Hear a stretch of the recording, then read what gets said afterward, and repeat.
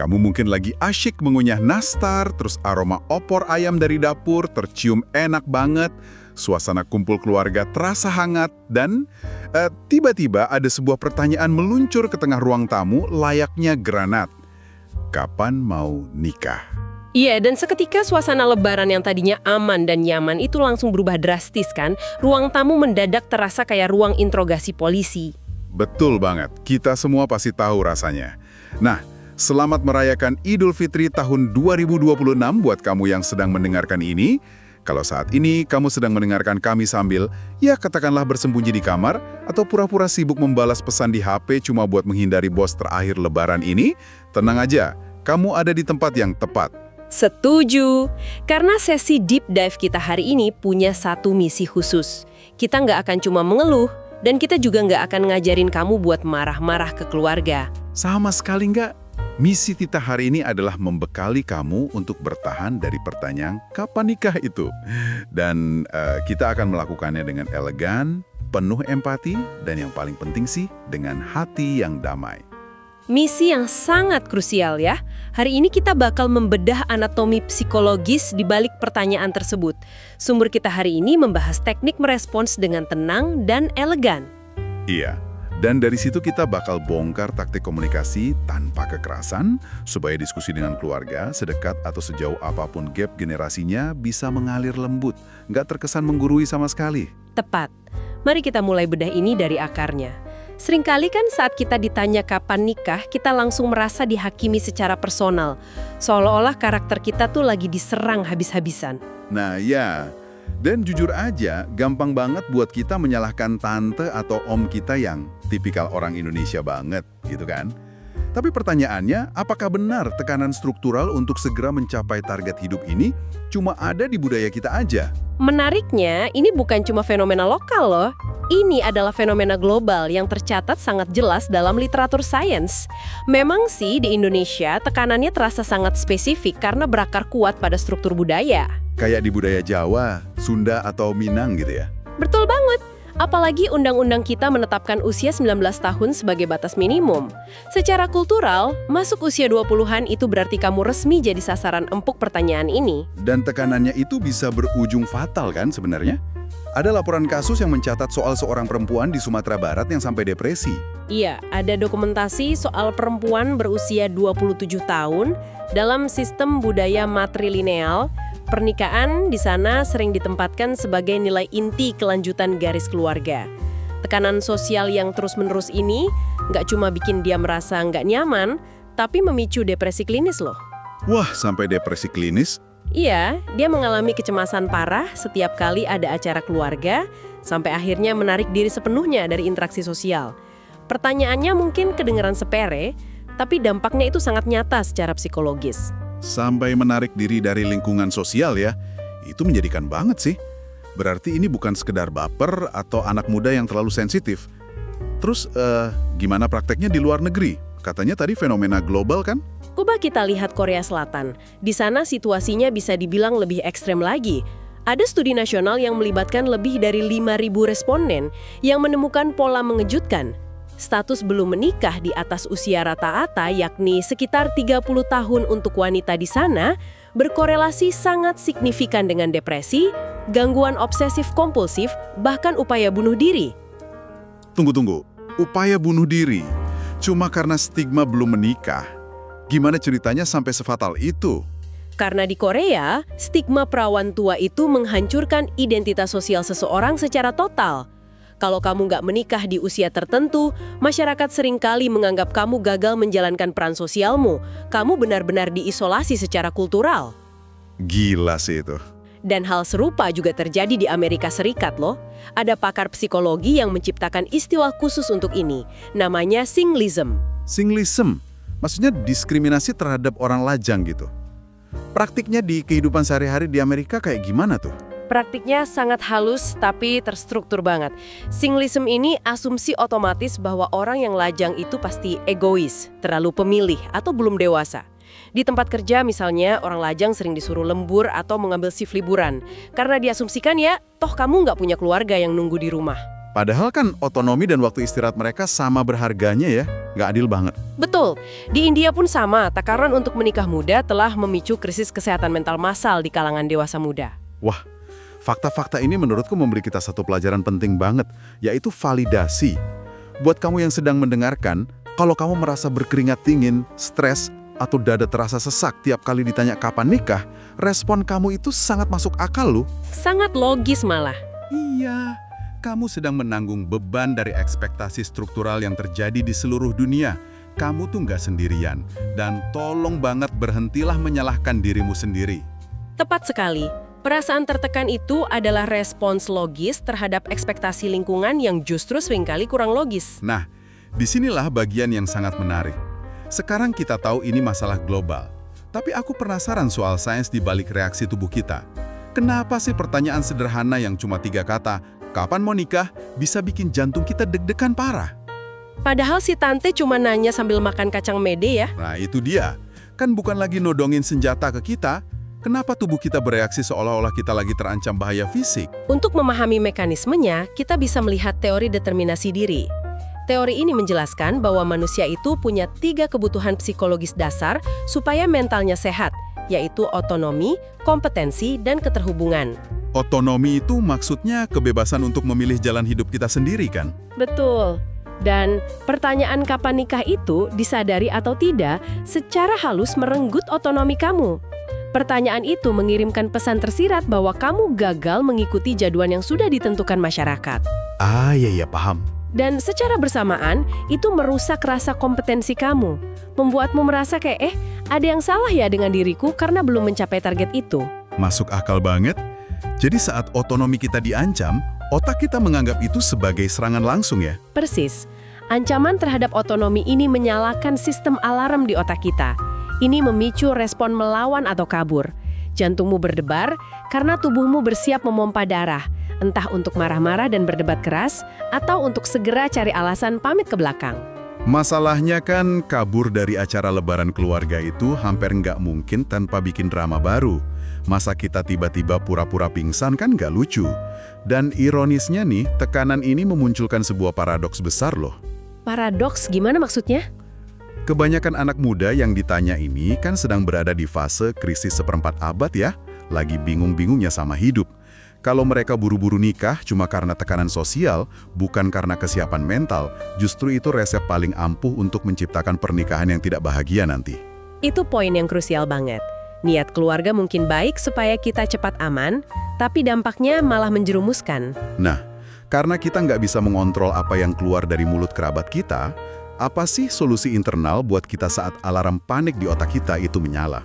Solusi pertama dan paling fondasional adalah regulasi emosi yang disebut penilaian ulang kognitif. Intinya adalah bagaimana kita menilai ulang sebuah situasi di dalam kepala kita sebelum emosi negatif kita meledak menjadi tindakan. Tunggu dulu, prakteknya gimana nih? Kalau aku harus mikir, oh tante ini cuma canggung cara nyampein perhatiannya. Bukannya itu sama aja aku ngasih permaklungan buat perilaku yang menyebalkan? Banyak yang mikir gitu. Iya kan? Kayak aku menyangkal kenyataan dan membiarkan diriku diinjak-injak gitu loh. Pertanyaan yang bagus banget. Ini bukan soal membenarkan perilaku mereka atau pasrah ya. Analoginya begini, bayangkan teknik ini itu seperti memasang filter spam di email kamu. Filter spam? Gimana tuh maksudnya? Pesan spam atau junk mail itu kan tetap masuk ke server kamu. Kamu tahu pesan itu ada. Tapi karena kamu sudah memasang filter, pesan itu nggak masuk ke kotak masuk utama. Nggak bikin HP kamu bunyi terus-terusan dan nggak bikin panik. Oh, aku mulai paham arahnya. Saat tante kamu nanya, refleks otomatis di kepalamu mungkin berteriak kalau dia sengaja merendahkanku. Nah, filter ini mengubah narasi itu menjadi, oh, pertanyaan ini muncul dari keterbatasan wawasan budayanya, ini bukan tentang seberapa berharga diriku. Kamu memucatkan kekuatan emosional dari pertanyaan itu. Wah, aku suka banget analogi filter spam itu. Jadi pesannya tetap ada, tapi kehilangan kekuatannya untuk bikin kita stres ya. Kita mengubah posisi dari korban serangan menjadi pengamat yang melihat keterbatasan orang lain. Tepat. Dan kedamaian internal inilah yang menjadi fondasi wajib sebelum kamu membuka mulut untuk merespon pertanyaan mereka. Oke, jadi apa makna dari semua ini untuk praktiknya? Filter spam sudah aktif, otak tenang, jantung normal. Tapi di dunia nyata, si tante masih duduk di depan kita nih, sambil nungguin jawaban. Gimana cara balasnya hari ini juga dengan elegan tapi tegas? Disinilah kita pakai alat dari komunikasi tanpa kekerasan. Kuncinya adalah memisahkan fakta dari penghakiman dan mencoba memahami kebutuhan di balik ucapan mereka. Seringkali kerabat kita itu murni kehabisan topik obrolan loh, atau merasa terikat norma. Terus teknis jawabnya gimana tuh? Ada 3 teknik aplikatif. Teknik pertama adalah ngerilih hangat. Ini cocok untuk kerabat yang sebenarnya peduli tapi nggak tahu batas privasi. Coba kamu jadi tantenya deh, tanyain ke aku. Oke, aku coba ya. Kamu kan udah lama kerja, gaji juga udah lumayan. Kok belum nikah-nikah sih? Nunggu apa lagi? Doakan aja, Tante. Masih proses nyari yang pas nih. Oh iya, ngomong-ngomong ini opor ayamnya kok enak banget ya. Resepnya beda ya dari tahun lalu. Tante dapat resep dari mana? Wow, itu halus banget loh. Fokusnya langsung kegeser seketika. Tante-tante mana yang nggak seneng kalau diajak ngobrol soal keahlian masaknya, coba? Betul kan? Kamu memvalidasi eksistensi mereka tanpa mengorbankan privasi kamu. Nah, teknik kedua adalah humor cerdas. Tujuannya untuk mencairkan suasana. Contohnya, wah om, kalau ada yang mau ngasih KTP duluan buat dicek BI checkingnya, baru deh bisa dikonfirmasi hilalnya. Hah, itu lucu sih. Tapi ada tapinya nih. Kalau aku lagi bad mood, nada bicaraku bisa jadi sarkas. Kalau ngomongnya sambil senyum sinis, itu malah ngajak berantem nggak sih? Itu peringatan yang sangat penting. Cara penyampaian adalah segalanya.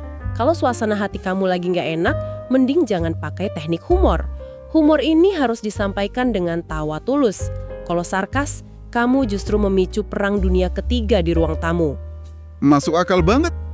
Lalu apa teknik yang ketiga? Buat menghadapi penanya yang agak keras kepala mungkin. Teknik ketiga disebut bumerang. Ini favoritku sih. Kamu membalikkan pertanyaan dengan tulus untuk menggeser dinamika kekuasaannya.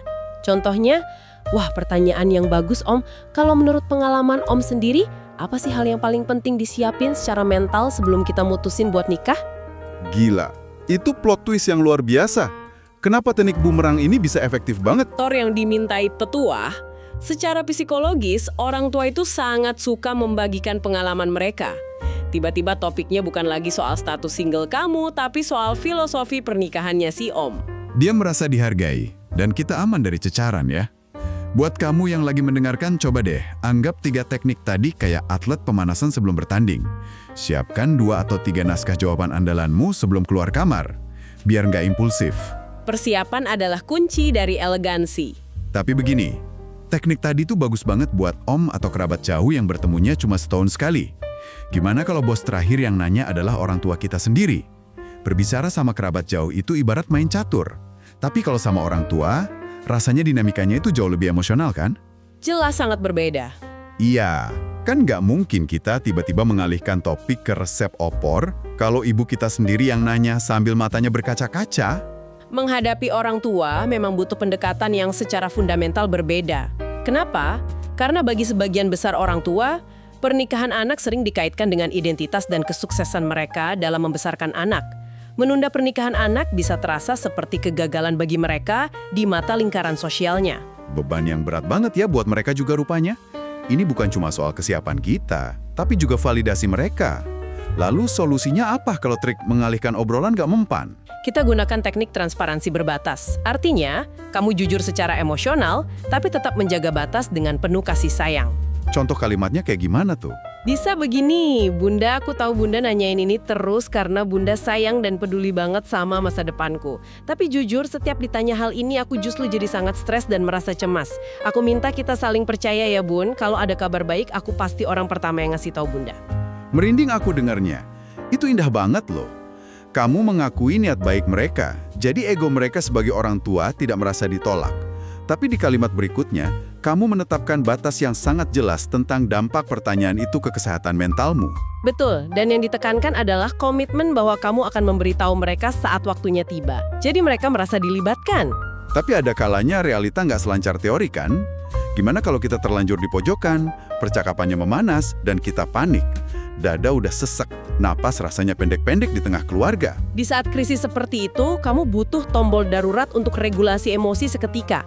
Pakai teknik stop, berhenti sejenak, jangan langsung jawab. Ambil napas dalam-dalam.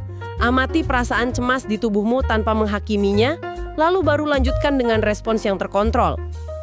Dan kalau kecemasannya benar-benar terasa membanjiri fisik kita, kayak udah gemeter gitu, Gunakan teknik grounding 5-4-3-2-1. Sebutkan dalam hati 5 hal yang bisa kamu lihat di sekitarmu. Misalnya warna karpet, 4 hal yang bisa kamu sentuh, 3 hal yang bisa didengar, 2 hal yang bisa dicium baunya, dan 1 hal yang bisa dirasakan di mulut. Padukan ini dengan pernapasan diafragma. Tarik napas 4 detik, buang 4 detik. kenapa hitungan napas dan grounding ini penting banget secara sains? Karena itu mengirimkan sinyal fisik langsung ke sistem saraf kita. Itu cara biologis untuk memberitahu otak, kita aman kok, nggak ada harimau yang ngejar, matikan alarm paniknya. Wah, sains yang sangat aplikatif. Dan ingat ya, kamu juga selalu punya hak absolut untuk sekedar tersenyum dan bilang, "Permisi tante, aku mau ambil minum dulu ya ke belakang." Kamu nggak punya kewajiban moral untuk menjelaskan krisis eksistensial hidupmu kepada kerabat. Menetapkan batasan yang sehat dengan tenang, itu cara terbaik. Sangat setuju. Konsistensi menjaga batasan itu jauh lebih berwibawa daripada meledak marah-marah. Nah, sepanjang obrolan ini, kita sudah ngasih banyak banget tameng buat kamu yang ditanya. Tapi sekarang, mari kita balik sudut pandangnya. Lebaran ini kan tentang kebersamaan. Mungkin kamu yang lagi mendengarkan ini adalah seorang om atau tante yang tahun ini berniat menanyakan hal tersebut. Mari kita berefleksi sejenak tanpa maksud menggurui. Kadang niat baik aja nggak cukup kalau dampaknya melukai loh. Betul sekali. Jika kita kaitkan ini dengan gambaran besarnya, penanya sering lupa ada tabir tak kasat mata di kehidupan tiap orang. Kamu nggak pernah tahu perjuangan diam-diam apa yang sedang dilalui keponakanmu. Mungkin dia baru patah hati, ada masalah kesehatan yang dirahasiakan, atau lagi banting tulang mencari stabilitas finansial. Yang lagi mereka tutupi dengan senyum lebaran ya. Pertanyaan itu diam-diam mengirim pesan kalau pencapaian karirmu, kebaikanmu, itu belum lengkap tanpa pasangan. Itu bentuk invalidasi yang cukup menyakitkan. Jadi apa nih pertanyaan pengganti yang lebih aman dan menghormati otonomi mereka? Daripada menanyakan status yang belum mereka miliki, tanyakan tentang realita yang sedang mereka jalani. Coba tanya, gimana kehidupanmu sekarang? Hal apa sih yang bikin kamu paling bersemangat akhir-akhir ini? Atau ada impian baru nggak yang lagi dikejar? Bayangkan, kalau ruang tamu kita dipenuhi pertanyaan kayak gitu ya. Itu memberi ruang luas buat bercerita dengan bangga. Mungkin soal promosi jabatan, hobi baru, atau hal-hal kecil yang bikin mereka bahagia. Itu percakapan yang menghormati otonomi dan menciptakan koneksi sejati. Itulah esensi perubahan sistemik, menggeser narasi dari status pernikahan menjadi narasi yang merayakan pertumbuhan manusia seutuhnya. Luar biasa, kita sudah membedah semuanya hari ini. Intinya Lebaran 2026 ini bukan sekedar momen makan opor yang banyak, tapi arena latihan untuk kedewasaan psikologis. Disinilah konsep welas asih pada diri sendiri menjadi sangat relevan. Aplikasinya simpel, perlakukan dirimu sama seperti kamu memperlakukan sahabatmu yang lagi kesusahan. Jangan ikut-ikutan jadi musuh di dalam kepalamu sendiri. Dan ini sejalan banget sama terapi penerimaan dan komitmen ya. Kita menambatkan harga diri pada nilai internal kita, kayak kebaikan hati atau dedikasi kita, bukan pada validasi eksternal masyarakat. Nilai internal itulah yang mendefinisikan siapa dirimu sebenarnya. Kesimpulan yang sangat menenangkan. Sebagai penutup dari Deep Dive hari ini, sambil kamu menghabiskan sisa nastar di tanganmu, aku ingin meninggalkan sebuah pemikiran untuk kamu renungkan. Jika di masa depan kita sepakat untuk berhenti menggunakan pernikahan sebagai satu-satunya tolok ukur kedewasaan, kira-kira pencapaian pertumbuhan personal apa yang akan mulai kita rayakan dan tepuk tangani setiap kali keluarga besar berkumpul di hari raya? Selamat merayakan Idul Fitri, tetaplah damai, berlatihlah empati, dan tetaplah elegan di ruang tamu keluargamu.